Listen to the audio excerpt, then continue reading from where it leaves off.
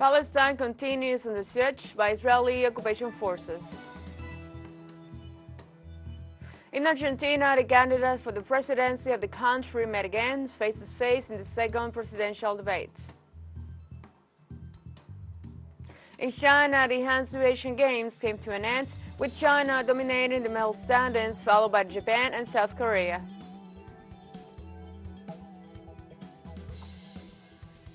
Hello, welcome to From the South. I'm Ana Rosabal from the TeleSUR studios in Havana, Cuba. We begin with the news. On Monday, Palestine continues under siege by Israeli occupation forces. The Palestinian Health Minister confirmed the attacks on the Palestinian population so far left 508 people killed and 2,800 wounded in the Gaza Strip and the occupied West Bank. The shelling destroyed numerous homes and residential buildings in different areas of the Gaza Strip, and the fatalities include 91 children and 61 women. Palestinian media report that Israeli forces committed two atrocious massacres in the city of Khan Yunis and Beit Hanun, so the death toll could increase in the coming hours. In addition, the report 15 dead in the occupied West Bank, including 2 minors, in addition to 80 wounded.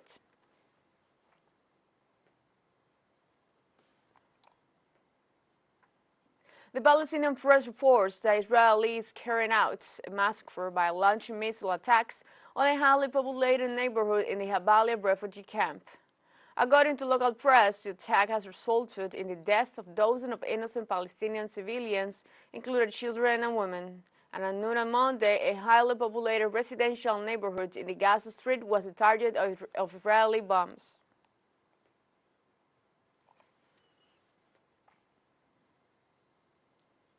Palestinian Prime Minister Mohammed Sayed says the security solutions adopted by Israel will not be beneficial.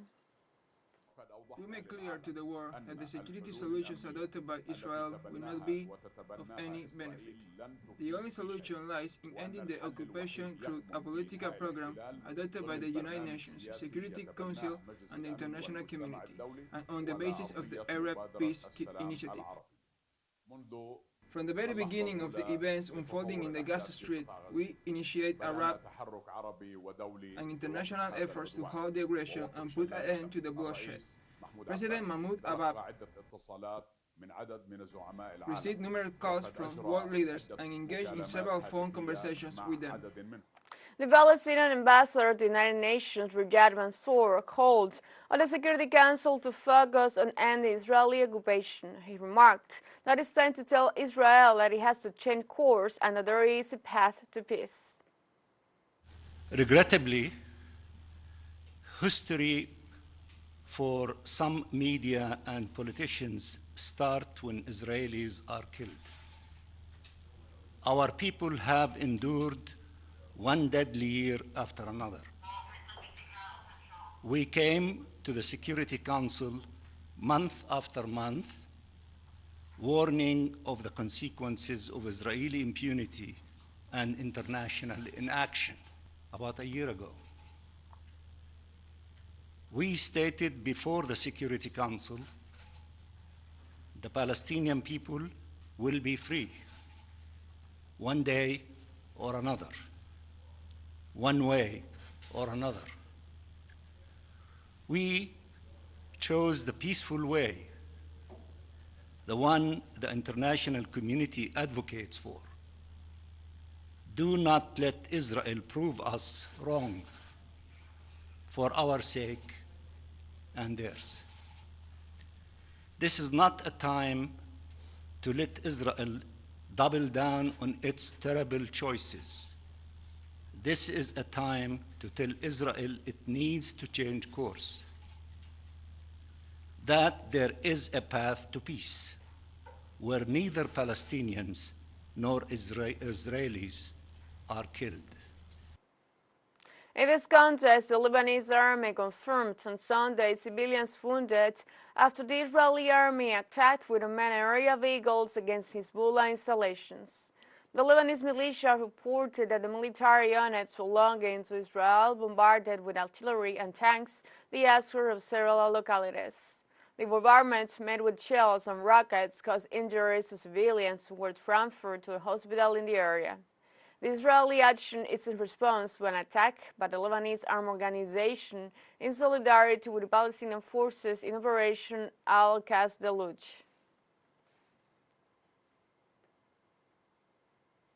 To better understand what is happening in the Middle East with the progress of Operation Al-Qasd executed by the Palestinian self-defense movement Hamas against Israeli colonies and positions, let's review the context that led to the hostilities between Israel and Palestine.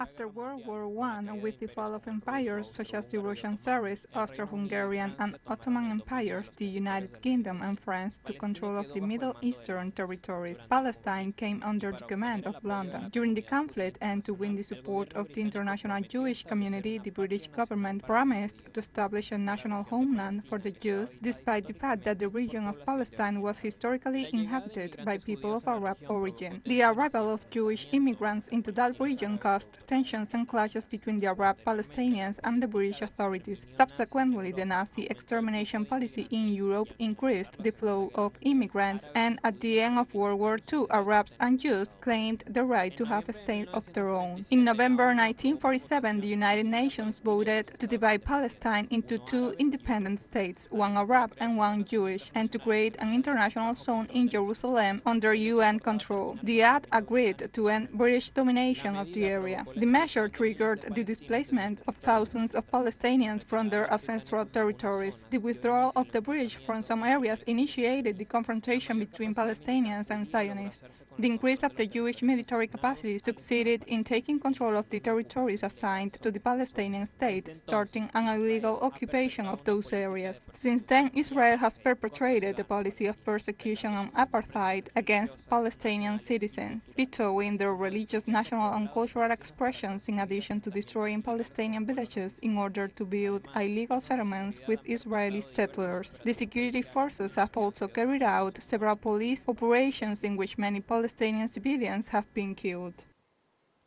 Let's take a short break. But remember, you can join us on TikTok at TeleSUR English, where you'll find news in different formats, new dates, and more. All studies coming up. Stay with us.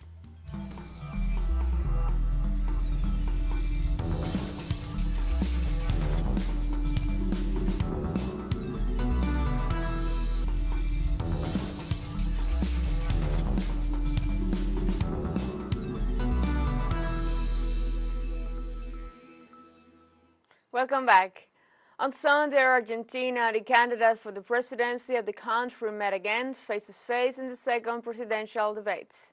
The candidates aspiring to succeed Alberto Fernandez are Patricia Bullrich of Together for Change, candidate Miriam Bregman of Left Front candidate, Juan Schiaretti of We Act for a Country, and candidate Javier Milei of Liberty Advances, and candidate Sergio Massa of Union for the Homeland candidate.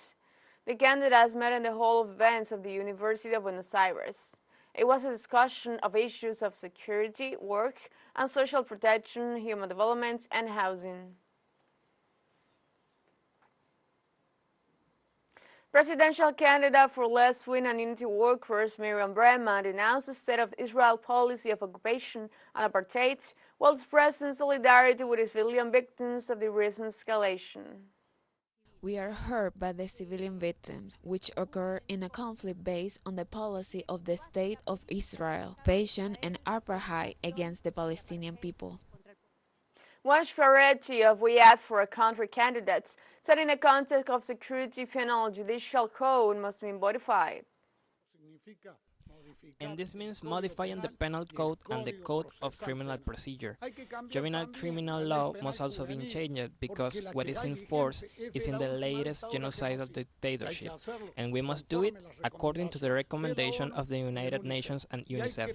We must fight seriously against the drug trafficking, the national government, and here they look to decide. Argentina does not produce drugs, but we have a border that is a sieve, so we must guard the border and the armed forces must participate.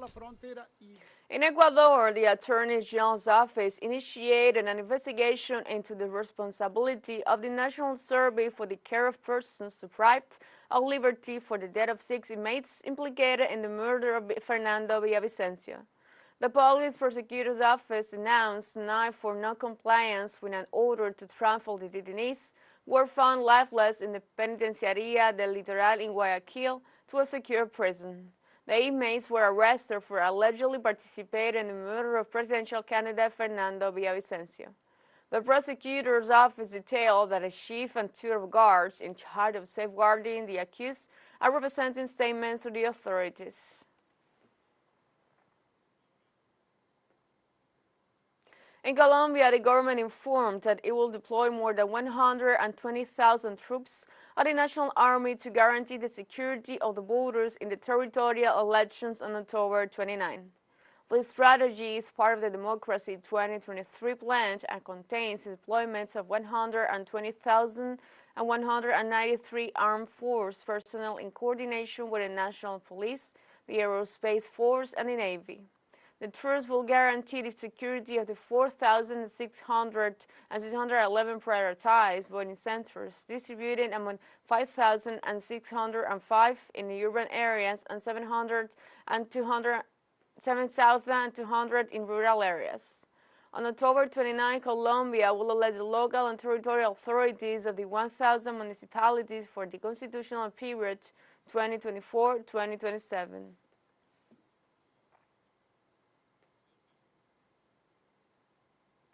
Panama authorities reported that close to 500 irregular migrants were rescued after being abandoned in the jungle of Darien.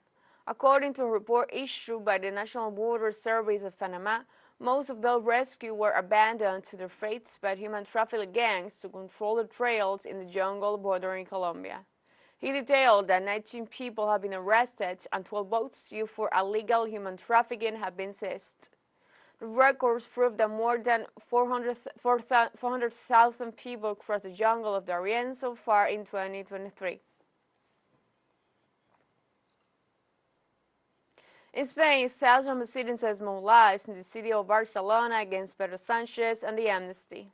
The demonstrators demanded a vindication after Alberto Núñez Feijóo lost his presidential investiture attempt in Congress after 2 rounds of failed votes.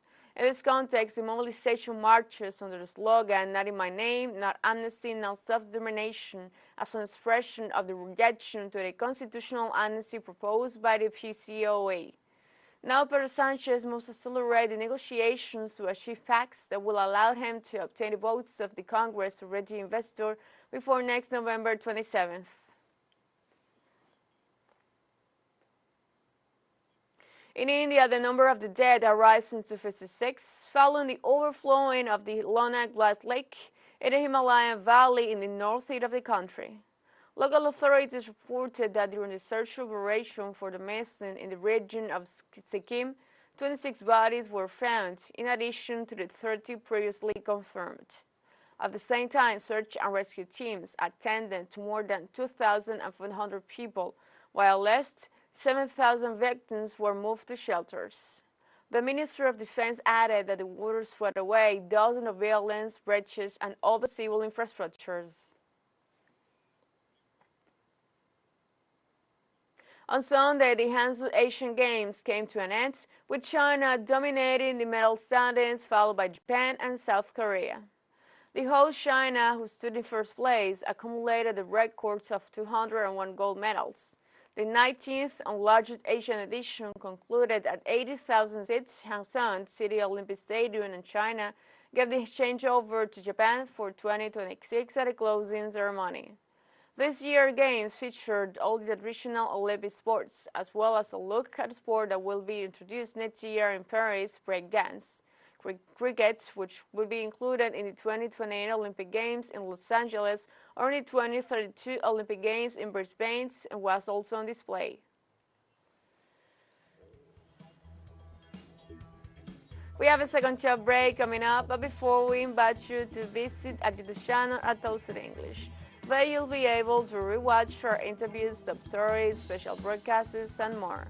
Hit the subscribe button and activate the notification bell to stay up to date on the world's more recent events. Final short break, don't go away.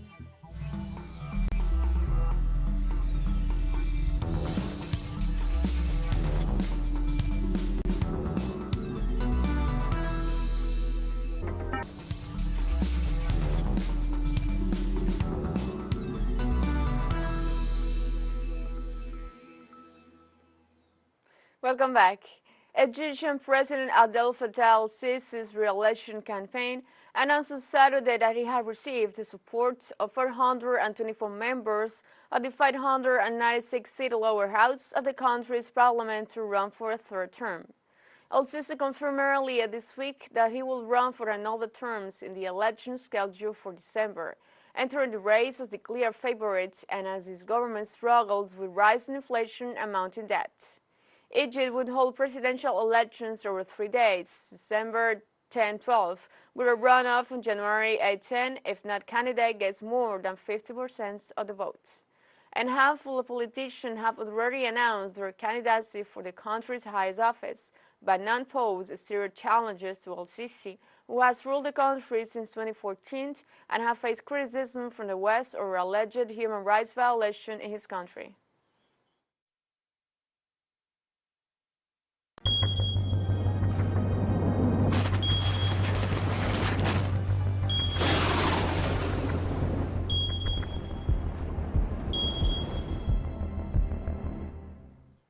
In Afghanistan, near 2,000 people have died in the earthquakes that jolted worsened on Saturday, says Mullah Hanan Zagek, spokesperson for the Ministry of Disaster Management. Authorities said 9,240 people are injured and 1,320 houses damaged or destroyed. A powerful earthquake has struck Afghanistan, rocking the mountainous country and leaving a trail of death and destruction. A magnitude 6.3 earthquake followed by 3 strong aftershocks hit western Afghanistan on Saturday. According to authorities, about 6 villages were destroyed and hundreds of people were buried under the debris.